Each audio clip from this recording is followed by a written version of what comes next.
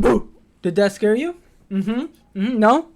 Alright. That's my bad.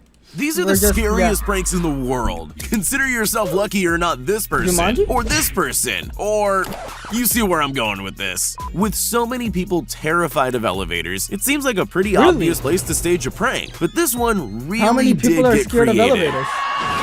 Yeah, everybody knows this Instead one. of doing something obvious, like pretending the elevator was stuck, this Japanese show got a little creative. The producer escorts their victim to the elevator, but the second they...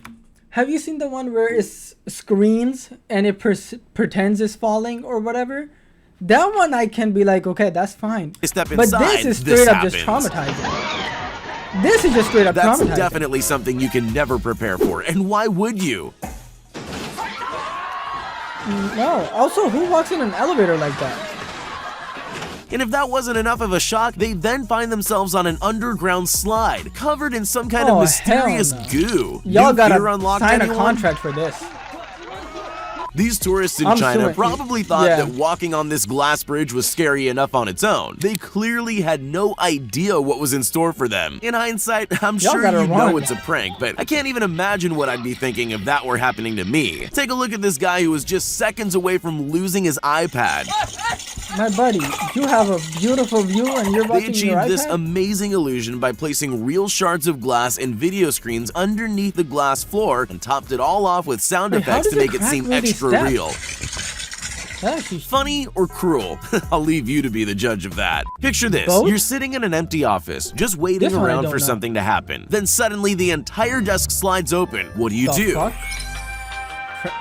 Some people would make a run for the exit as quickly as possible. These people, on the other hand, made the mistake of being curious enough to stay and look. That's exactly what the pranksters wanted. Before they knew what was happening, they had a face full of cream. It looks like it got everywhere, too. That guy must have been glad he was wearing glasses, although he doesn't seem very happy about any of it. In the old days, all you needed for a good prank was a telephone, but those were simpler times. If you want to execute a really great prank now, you probably need to look into purchasing an extremely realistic dinosaur costume. What the fuck?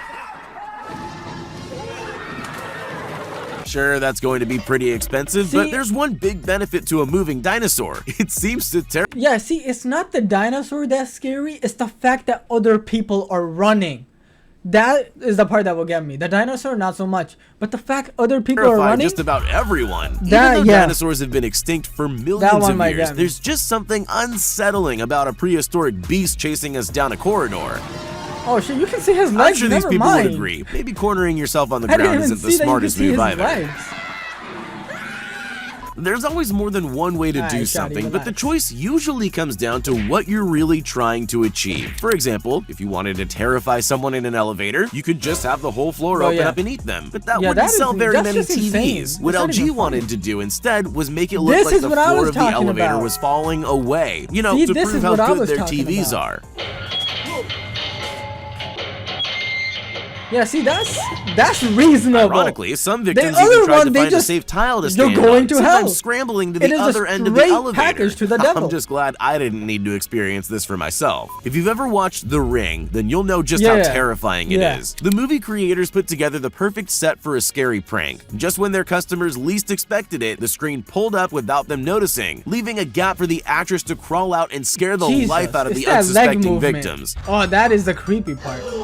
It's the leg movement.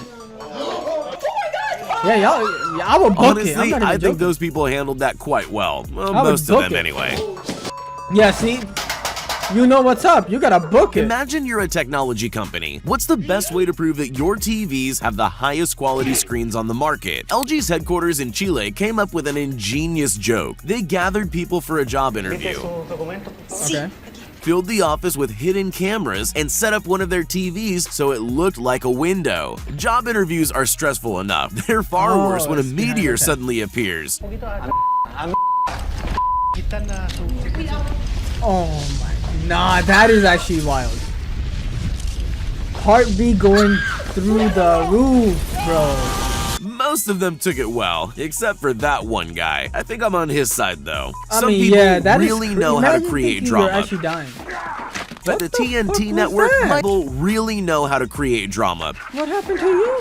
But the I know TNT that's network might have Breaking just Bad. overshadowed every other drama queen on the face of the earth. In Your daily dose of 2013, the drama? company erected a suspiciously large button in Belgium, I would inviting press it. unsuspecting people to push I to would add press it. drama. Some people I just would walk press by, it. but I'm some sorry. brave and curious people press the button. Once that happens, all heck breaks loose, with staged fights and gunfire breaking out in the town. Bikini babes on motorcycles tore up the street and anarchy erupted. I approve of this. I like this a lot.